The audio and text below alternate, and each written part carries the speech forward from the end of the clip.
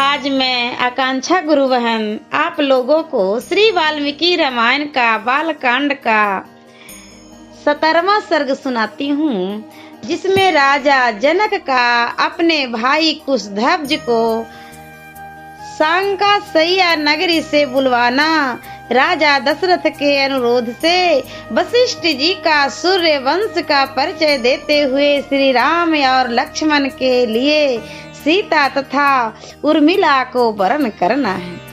तदंतर जब सवेरा हुआ और राजा जनक महर्षियों के सहयोग से अपना यज्ञ कार्य संपन्न कर चुके, तब वे वाक्य मर्मज्ञ नरेश अपने पुरोहित सतानंद जी से इस प्रकार बोले। ब्राह्मण, मेरे महातेजस्वी और पराक्रमी भाई कुशध्वज जो अत्यंत धर्मात्मा हैं, इस समय इच्छुमती नदी का जल पीते हुए उसके किनारे बसी हुई कल्याणमयी सांकासैया नगरी में निवास करते हैं। उसके चारों ओर के परकोटों की रक्षा के लिए शत्रुओं के निवारण में समर्थ बड़े बड़े यंत्र लगाए गए हैं। वह पूरी पुष्पक विमान के समान विस्तृत तथा पुण्य से उपलब्ध होने वाले स्वर्गलोक के सदृश सुंदर हैं। वहां रहने वाले अपने भाई को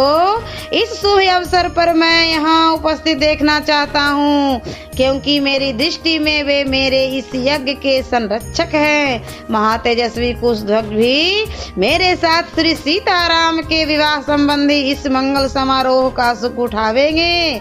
राजा के इस प्रकार कहने पर सतानंद जी के समीप कुछ धीर स्वभाव के पुरुष आए और राजा जनक ने उन्हें पूर्वोत्तर आदेश सुनाया। राजा की आज्ञा से वे श्रेष्ठ दूत तेज चलने वाले घोड़ों पर सवार हो पुरुष सिंह कुशध्वज को बुला लाने के लिए चल दिए। मानो इंद्र की आज्ञा से उनके दूत भगवान विष्णु को बुलाने जा रहे हों।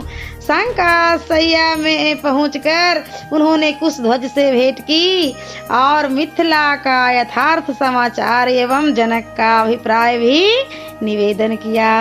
उन महावेगशाली श्रेष्ठ दूतों के मुख से मिथिला का सारा वृतांत सुनकर राजा कुशध्वज महाराज जनक की आज्ञा के अनुसार मिथिला में आए।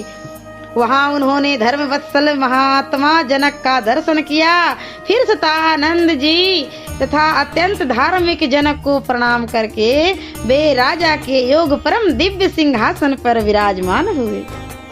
सिंहासन पर बैठे हुए उन दोनों अमित तेजस्वी वीर बंधुओं ने मंत्री प्रवर सुदामन को भेजा और कहा, मंत्रीवर, आप शीघ्र ही अमित तेजस्वी इक्ष्वाकु कुल भूषण महाराज दशरथ के पास जाइए और पुत्रों तथा मंत्रियों सहित उन दुर्जय नरेश को यहाँ बुला लाइए।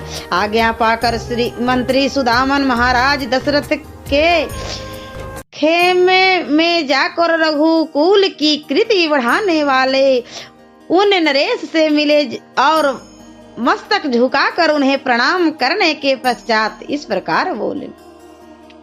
वीर अयोध्या नरेश, मिथिलापति विदेह राज जनक इस समय उपाध्याय और पुरोहित सहित आपका दर्शन करना चाहते हैं। मंत्री वर सुदामन की बात सुनकर राजा दशरथ ऋषियों और बंधु बांधवों के साथ उस स्थान पर गए जहां राजा जनक विद्यमान थे। मंत्री उपाध्याय और भाई बंधुओं सहित राजा दशरथ जो बोलने की कला जानने वाले विद्वानों में श्रेष्ठ थे, विदेह राज जनक से इस प्रकार बोले, महाराज, आपको तो विदित ही होगा कि इक्ष्वाकु कुल के देवताए महर्षि वशिष्ठ हैं। हमारे यहाँ सभी कार्यों में ये भगवान वशिष्ठ मुनि ही कर्तव्य का उपदेश करते हैं और इन्हीं की आज्ञा का पालन किया जाता है। यदि संपूर्ण महर्षियों सहित विश्वामित्र की आज्ञा हो तो ये धर्मात्मा वशिष्ठ ही पहले मेरी कुल महापरंपरा का क्रमशः परिचय देंगे।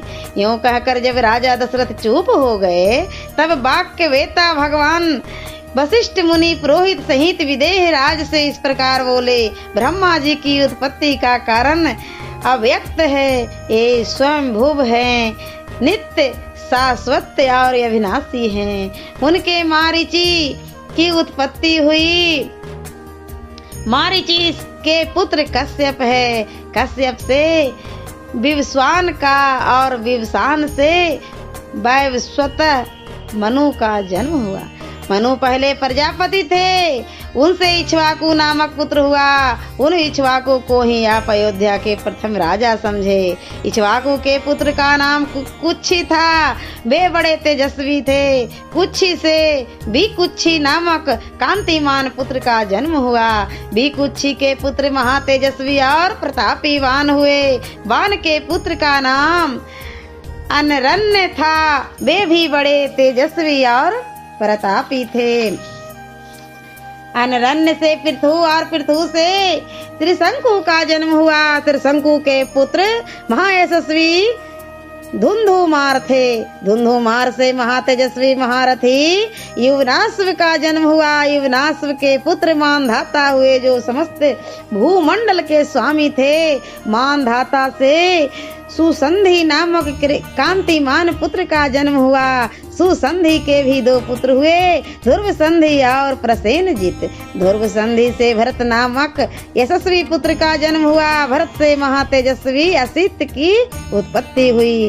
राजा असित के साथ है ताल जंग और संस बिंदु, इन तीन राजवंशों के लोग शत्रुता रखने लगे थे। युद्ध में इन तीनों शत्रुओं का सामना करते हुए राजा असित प्रवासी हो गए।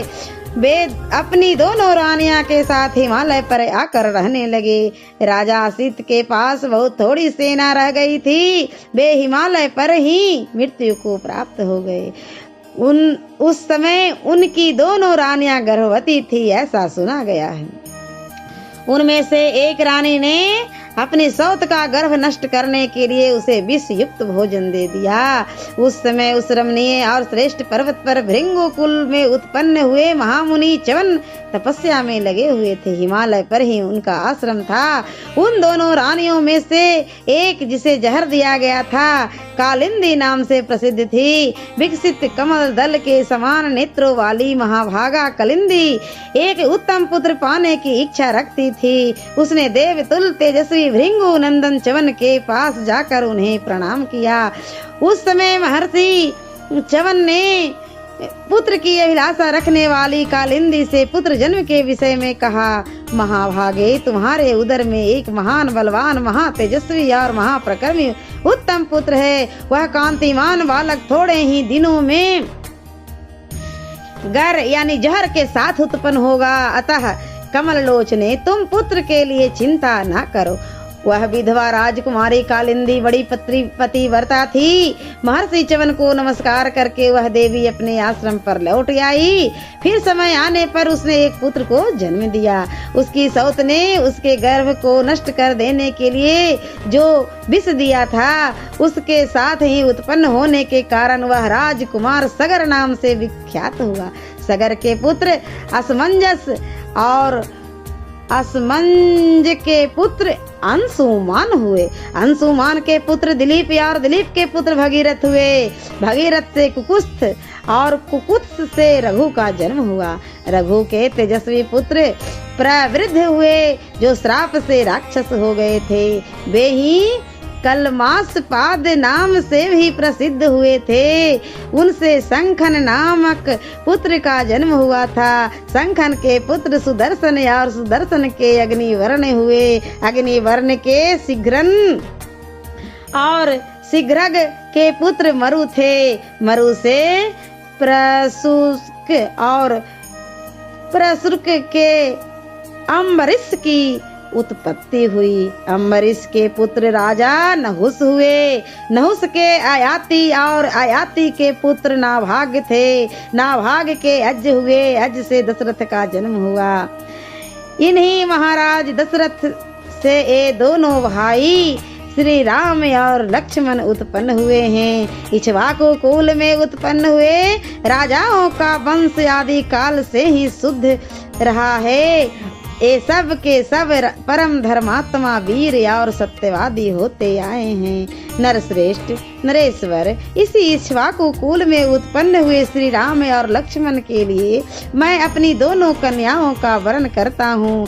ये आपकी कन्याओं के योग्य हैं और आपकी कन्याएं इनके योग्य हैं, अतः आप इन्हें कन्यादान करें।